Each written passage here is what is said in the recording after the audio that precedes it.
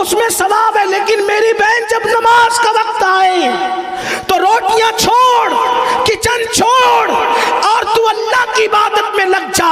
ولیمے میں اگر تو میک اپ کر کے گئی ہے تو وضو کر، یہ مت سوچنا میں نے وضو کیا تو میک اپ دھل جائے گا۔ میری بہن اگر اسی وقت تجھے موت آئی تو اس میک اپ کی اوقات کیا ہے، اس سنگار کی حیثیت کیا ہے؟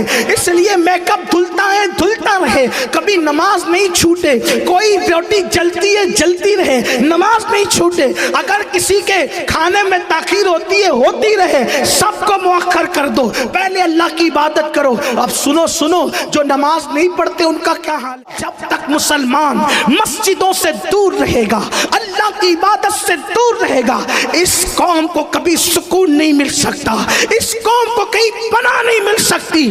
رات کے 3-3 4-4 بجے تک فلمیں دیکھ کر جاگتے رہیں، سنیما دیکھ کر جاگتے رہیں، سیریل دیکھ کر جاگتے رہیں اور فجر کی نمازوں میں سوتے پڑے رہیں اور پھر کہیں مولانا میرا کاروبار اجڑ گیا۔ سن لو، جب اذان ہوتی ہے تو روئے زمین کی ساری دولت سمیٹ کر مسجد میں لائی جاتی ہے۔ جو مسجدوں میں آتے ہیں اللہ ان کو برکت بھی دیتا ہے اور ان کو روزی بھی دیتا ہے، اور جو مسجدوں میں نہیں آتے انہیں روزی تو ملتی ہے مگر برکت نہیں ملتی۔ اور اچھی طرح یاد رکھنا، اللہ کا گھر چھوڑ کر نہ کسی کہیں پناہ ملی ہے کسی کو، نہ آپ کو مجھے پناہ مل سکتی ہے۔ اس لیے آپ یوٹیوب کے لیے اتنا وقت نکال رہے ہیں، فیس بک کے لیے اتنا وقت نکال رہے ہیں، آپ دوسرے کاموں کے لیے وقت نکال رہے ہیں۔ میرے عزیز، آپ دوستوں کے پاس جاتے ہو تو درود شریف پڑھیں، نعرہ تکبیر، درود شریف، نعرہ رسالت۔ یہ نعرہ لگانے کوئی موقع نہیں، درود شریف پڑھیں۔ اللہم صلی علی سیدنا مولانا محمد وعلی آل سیدنا مولانا محمد صلی اللہ علیہ وسلم۔ اللہم صلی علی سیدنا مولانا محمد وعلی آل سیدنا مولانا محمد صلی اللہ علیہ وسلم۔ سیدنا و مولانا محمد معدن الجود والکرم وآلہ وصحبہ۔ درود شریف سب مل کے پڑھے تو کتنے ہزاروں درود حضور پہ پہنچیں گے۔ ایک بار درود اللہم صلی علی سیدنا مولانا محمد وعلی آل اللہ رب محمد صلی اللہ علیہ وسلم، نحن عباد محمد صلی اللہ علیہ وسلم وعلی ذوی وآلہ ابد الدہور وکرمہ۔ تو یاد رکھو، ایک دوست، اس دوست کے پاس جا کر ہم گھنٹوں بیٹھتے ہیں، لیکن وہ دوست آپ کا کتنا با وفا ہے۔ نمبر 1، دنیا میں پہلے تو اہل وفا ملتے نہیں، مشکل ہے، اور اگر کوئی با وفا مل جائے تو وہ دوست آئے گا کہاں تک؟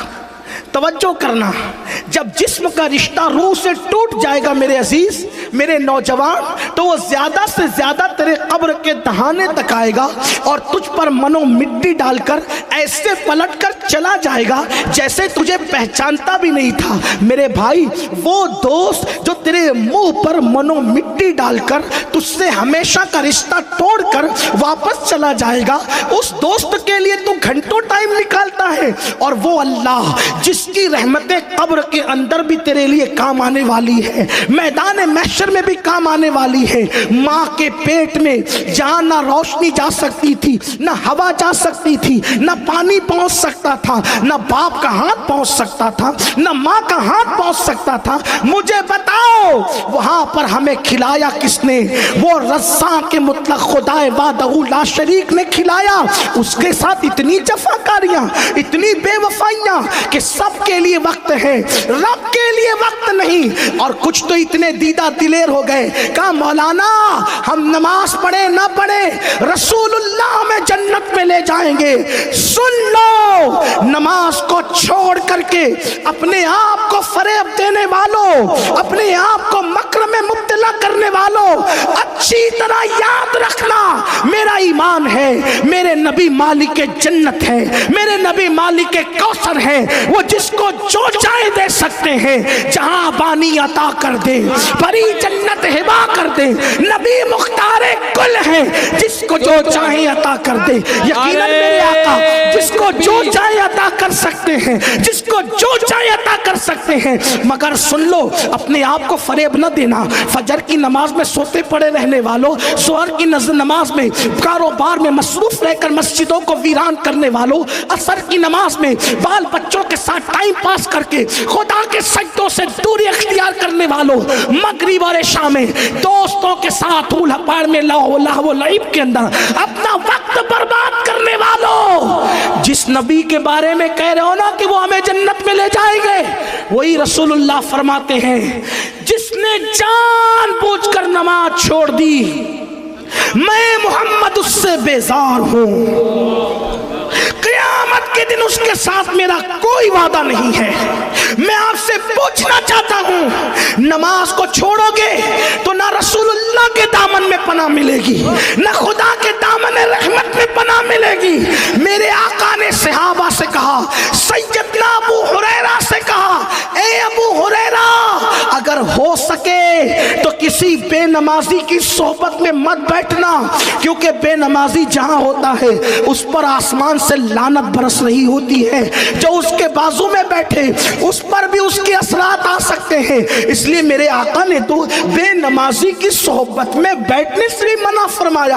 آپ ادھوری آدھی روایتیں لاتے ہو اور خوش فہمی میں گرفتار رہتے ہو۔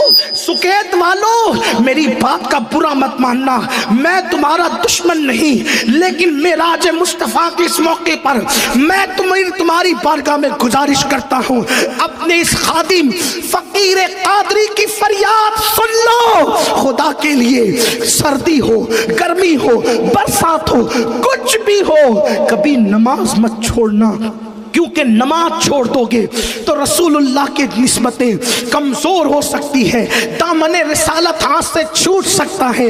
اور آپ کو ایک بات بتاؤں، آئیے ذرا اس سے بڑی بات سن لیں۔ میرے آقا نے ایک دن صحابہ سے فرمایا، اگر میری مائیں اور بہنیں یہاں موجود ہیں تو میں ان کی بھی توجہ چاہتا ہوں۔ خواتین اسلام، عورتوں کا حال کیا ہے؟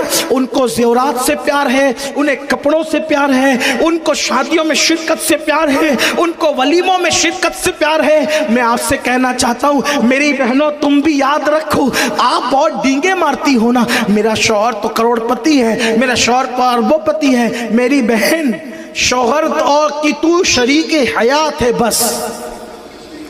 ہاں بہت قصے گڑے آپ نے لیلا مجنوں کے، شیرین فرحات کے، میں نے بھی ممتاز اور شاہ جہاں کو تقریروں میں خوب بیان کیا، کرتا بھی ہوں، آگے بھی کروں گا۔ لیکن ایک بات آپ سے کہتا ہوں، کوئی اپنا جو ہے بس صرف دنیا کی حد تک، اگر وفادار ہے تو دنیا کی حد تک، ورنہ لوگ تو دنیا میں بھی وفادار نہیں ہیں۔ لوگ ملک سے پیار کرنے نکلے، بیوی کو چھوڑ کر کے بھاگے۔ لوگوں کا حال تو یہ ہے، وفا لوگ کرتے کس سے ہے آج کل؟ سب سے مہنگی چیز دنیا میں اور مشکل چیز ہے وفا۔ وفا، اور اگر وفا مل بھی جائے تو صرف جیتے جی۔ آج میری بہنیں شوہر کی دولت پہ اترا رہی، نئے کپڑوں پہ اترا رہی، زیورات پہ اترا رہی۔ میری بہن، جس دن تیری روح کا رشتہ تیرے جسم سے ٹوٹ جائے گا، تیرا شوہر بھی تیرا نہیں رہ جائے گا، اور تو بھی اپنے شوہر کی نہیں رہ جائے گی۔ یہ دنیا ہے، اس لیے کب تک روٹیاں بیل بیل کر کے نماز کا وقت ضائع کرو گی؟ شوہر کے لیے کھانا بناتی ہو، بچوں کے لیے بناتی ہو، ساس سسر کے لیے بناتی ہو، بہت اچھا ہے۔ جو عورتیں گھر کا کام کاج خوشی خوشی کرے، اللہ ان عورتوں کو جہاد میں شرکت کرنے کا ثواب عطا کرتا ہے۔ ایک صحابی آ کے کہتے ہیں، یا رسول اللہ، مرد تو جہاد کرتے ہیں، ہم گھر میں بیٹھی رہتی، ہمارے لیے جہاد نہیں۔ آقا فرماتے گھر کا کام کاج کیا کر، اللہ اسی میں تجھے جہاد کا ثواب عطا فرمائے گا۔ عورتوں کو اس میں ثواب ہے، لیکن میری بہن جب نماز کا وقت آئے تو روٹیاں چھوڑ، کچن چھوڑ، اور تو اللہ کی عبادت میں لگ جا۔ ولیمے میں اگر تو میک اپ کر کے گئی ہے تو وضو کر، یہ مت سوچنا میں نے وضو کیا تو میک اپ دھل جائے گا۔ میری بہن، اگر اسی وقت تجھے موت آئی تو اس میک اپ کی اوقات کیا ہے، اس سنگار کی حیثیت کیا ہے؟ اس لیے میک اپ دھلتا ہے، دھلتا رہے، کبھی نماز نہیں چھوٹے۔ کوئی روٹی جلتی ہے، جلتی رہے، نماز نہیں چھوٹے۔ اگر کسی کے کھانے میں تاخیر ہوتی ہے، ہوتی رہے، سب کو مؤخر کر دو، پہلے اللہ کی عبادت کرو۔ اب سنو سنو، جو نماز نہیں پڑھتے ان کا کیا حال ہے؟ میرے آقا نے اپنے صحابہ سے کہا، اے میرے صحابہ، جب تم دعا کرو تو یوں دعا کیا کرو کہ اے اللہ، ہمیں محروم مت کر اور ہمیں بدبخت مت کر۔ کیا مت کر؟ محروم مت کر اور ہمیں بدبخت مت غفلت کر، نہ ہم محروم ہوں نہ ہم بدبخت ہوں۔ تو صحابہ نے پوچھا آقا یہ محروم کون ہے اور بدبخت کون ہے؟ آپ کہتے ہیں نا یار وہ کماتا ہے تو برکت نہیں ہوتی، بدبخت ہے۔ لوگ کہتے ہیں ایسا، کہاں تک صحیح ہے کہاں تک غلط ہے تو مفتیان کرام بتائیں گے، میں کوئی مفتی نہیں، میں تو آپ کا بھائی ہوں، آپ کا خادم ہوں، لیکن لوگ کہتے ہیں کہ یہ بدبخت ہے، رشتے نہیں آتے کہتے بدبخت ہیں، بیوی مر گئی تو کہتے بدبخت ہیں، شوہر مر گیا تو کہتے بدبخت ہیں۔ لیکن حضور کے نزدیک بدبخت کون ہے؟ بدبخت حضور کس کو کہتے ہیں؟ آقا نے فرمایا میرے صحابہ دعا کرو اللہ تمہیں محرومی سے اور بدبختی سے بچائے۔ تو صحابہ نے پوچھا یا رسول اللہ محروم کون ہے، بدبخت کون ہے؟ تو میرے آقا نے فرمایا جو نماز چھوڑ دے وہ محروم بھی ہے اور وہ بدبخت بھی ہے۔ ہم کہاں ہیں؟ اپنے بچوں کا مستقبل درست کرنا ہے، انہیں نمازی بناؤ۔ اپنی بچیوں کا مستقبل بہتر کرنا ہے، انہیں نمازی بناؤ۔ عہد کرو کہ کیسے بھی حالات ہوں نماز نہیں چھوٹے گی۔ نماز میرے آقا کی آنکھوں کی ٹھنڈک ہے۔ تو میں نے کیا بات عرض کی تھی کہ بے ادبی کے دو طرح کے پہلو نکلتے۔ نمبر ایک کہ نبی کی بات کو نہ ماننا، یہ بھی ایک بے ادبی کا پہلو نکالتا ہے، اور اس کی تشریح میں نے تھوڑی سی عرض کر دی، ٹھیک۔ دوسرا پہلو کیا ہے کہ نبی کی شان میں ایسے کلمات کہنا جو نبی کے شایان شان نہ ہو۔ مثال کے طور پر سمجھانے کے لیے کہتا ہوں، یہ مصباحی صاحب ان کے بارے میں کوئی کہے کہ یار یہ تو بندہ میری طرح ہے، کیا کہیں؟ یہ مصباحی صاحب تو میری طرح ہے، مبارک صاحب میری طرح ہے۔ اس کا کیا مطلب نکلا؟ یہ مصباحی ہے، مبارک پور شریفیہ سے فارغ عالم ہے، اب ان کو کوئی پان دکان چلانے والا کہے کہ میری طرح ہے تو اس کے دو مطلب نکلے۔ توجہ کرنا، غلط کہوں تو آپ ابھی اٹھ کے بات کر سکتے ہیں یا جلسے کی بات کر لیں، اگر آپ بہت زیادہ باادب ہے، اللہ کرے ایسا ہی ہو کہ آپ جلسے کے بعد ہی کریں تو زیادہ اچھا ہوگا، رکاوٹ نہیں ہوگی، میں آپ کو بات کرنے کے لیے تیار ہوں۔ دو مطلب نکلے، بلکہ آپ سمجھ سکتے ہیں، میں کوئی غلط نہیں کہہ رہا ہوں۔ نمبر ایک کہ آپ بھی مصباحی ہو، آپ کہہ رہے ہو کہ یہ تو میری طرح ہے میں ان کی طرح، مطلب آپ بھی مصباحی ہو، عالم و اشرفیہ میں پڑے ہوئے ہو، ایک مطلب تو یہ نکلا۔ اور دوسرا مطلب کیا نکلا کہ جیسے میں پان دکان چلاتا ہوں مجھے کچھ نہیں آتا، ویسے ان کو بھی کچھ نہیں آتا۔ یہی مطلب ہوگا، دو مطلب نکل رہے ہیں، ایک یہ، ایک یا آپ بھی عالم یا یہ آپ کی طرح ان پڑھ، یہی مطلب ہوا اس کا۔ بولو بھائی میں زبردستی تو نہیں کر رہا ہوں نا، میری عادت نہیں بلوانے کی، بولو زبردستی نہیں کر رہا ہوں، یہ مطلب نکلا کہ نہیں؟ دو، یہ میری طرح مطلب کیا کہ میں بھی عالم یا یہ بھی ان پڑھ، یہی مطلب ہوا۔ اب اگر کوئی نبی کے بارے میں کہتا ہے کہ نبی میری طرح، تو مطلب اس کے کیا نکلتے ہیں؟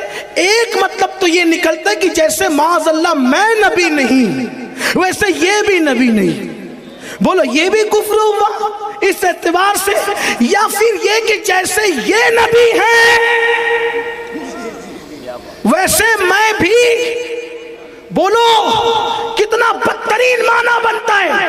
اس لیے کسی بھی مسلمان نے اسلام کی پوری تاریخ میں آدم علیہ السلام کے دور سے لے کے آج تک کسی مومن نے نبی کو اپنی طرح بشر نہیں کہا۔ جب جب بھی اپنی طرح بشر کہا گیا کافروں نے نبی کو اپنی طرح بشر کہا، مومنوں نے نہیں کہا۔ اور مومنوں نے کہا تو کیا کہا؟ مومنوں نے کہا تو یوں کہا وَأَحْسَنُ مِنْكَ لَمْ تَرَ قَطُّ عَيْنِي وَأَجْمَلُ مِنْكَ لَمْ تَلِدِ النِّسَاءُ خُلِقْتَ مُبَرَّأً مِنْ كُلِّ عَيْبٍ كَأَنَّكَ قَدْ خُلِقْتَ كَمَا تَشَاءُ۔ بولو وہ ہماری طرح بشر کیسے؟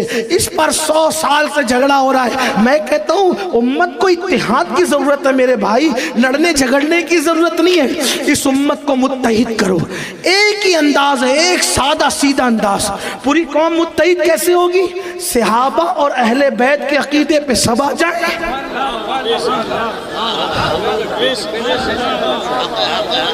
ابو بکر نے جو کہا صدیق اکبر نے وہی سب کہو، مولا کائنات نے جو کہا سب کہو، اور مولا علی نے کیا کہا؟ حضور نے ان کو اپنا بھائی کہا. اچھا حضور نے ان کو بھائی کہا، لیکن انہوں نے پلٹ کر پوری زندگی کبھی نبی کو بھائی، بولو کبھی بھائی، بلکہ کیا کہا بتاؤں؟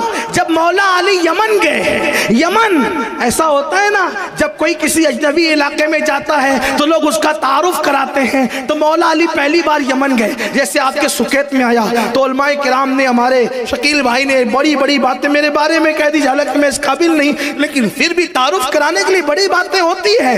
لیکن مولا علی کے لیے تو ہو بھی نہیں رہی تھی بڑی باتیں، کیونکہ وہ تو بڑے تھے ہی. اور لوگ کیا تعارف کرا رہے تھے؟ یمن والو، یہ اخی رسول ہیں، یہ زوج بطول ہیں، یہ حسنین کے بابا ہیں، یہ فاتح خیبر ہیں، یہ فاتح بدر و حنین ہیں، یہ باب مدینۃ العلم ہے، یہ خاتم الولایت ہے. مولا کائنات بیٹھے دے گا تو چپ رہے، اب میں اپنا تعارف کراتا ہوں کہ علی کون ہے.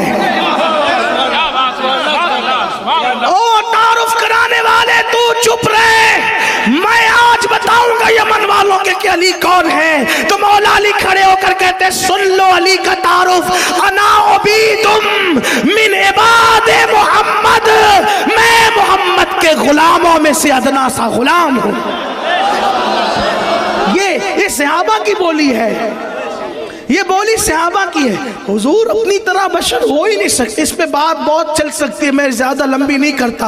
امت متحد ہوگی اسلاف کے عقیدے پر، صحابہ اور اہل بیت کے عقیدے پر، اولیاء اللہ کے عقیدے پر. اور آپ سے کہتا ہوں یار وہ بشر تو ان کی حقیقت ہے ہی نہیں، یہ تو لوگ چکر میں ہیں کہ وہ بشر ہیں.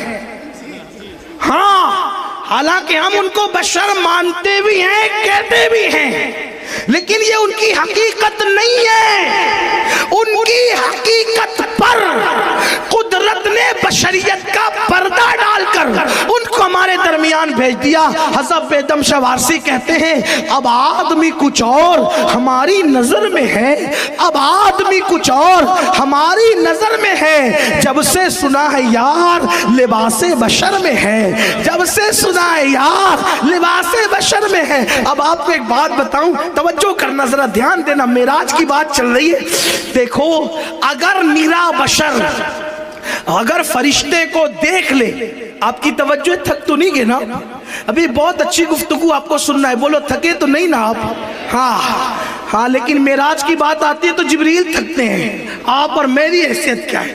میرے امام کہتے تھکے تھے روح امی کے بازو، کہاں وہ دامن کہاں وہ پہلو، رکاب چھوٹی امید ٹوٹی، نگاہ حسرت کے ولولے تھے.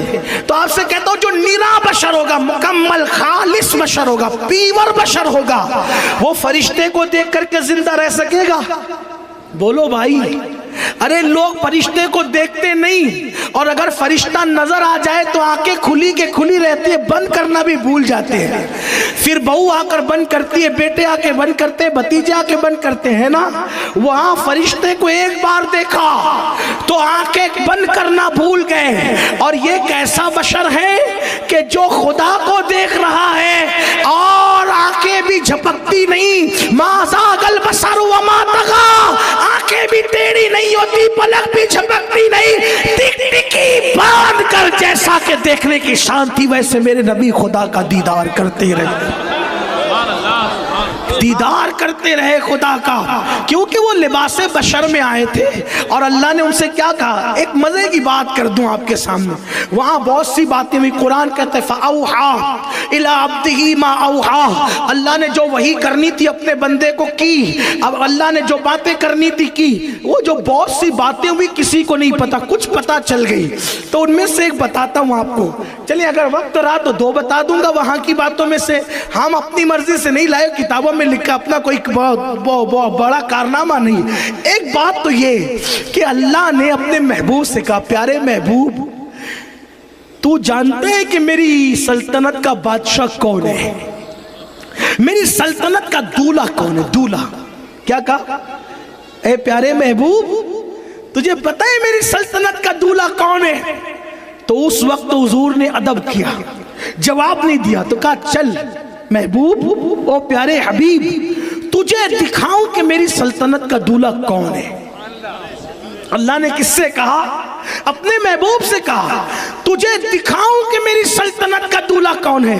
حضور فرماتے ہیں ایک پردہ تھا، حجاب تھا، ہٹایا گیا، اور جب حجاب ہٹا تو وہاں کوئی اور نہیں تھا، وہاں میری تصویر موجود تھی. فرمایا محبوب یہ دیکھ میری سلطنت کا دولہ یہ ہے. اسی کو حضور مفتی اعظم کہتے ہیں خدا کی سلطنت کا دو جہاں میں کون دولہ ہے، تم ہی تم ہو، تم ہی تم ہو، یہاں تم ہو وہاں تم.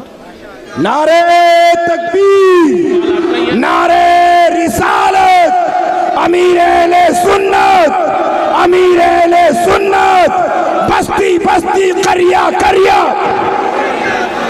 بستی بستی کریا کریا، مسلک اعلی حضرت، مسلک اعلی حضرت. نعرے تکبیر، نعرے رسالت، علماء اہل سنت، آل رسول، اولاد غوث اعظم. میں بات مکمل کروں بس. علماء اکرام سے گزارش ہے تھوڑا پیچھے ہو جائے ورنہ اسٹیج یہ جنبش کر رہا ہے اسٹیج آپ کا.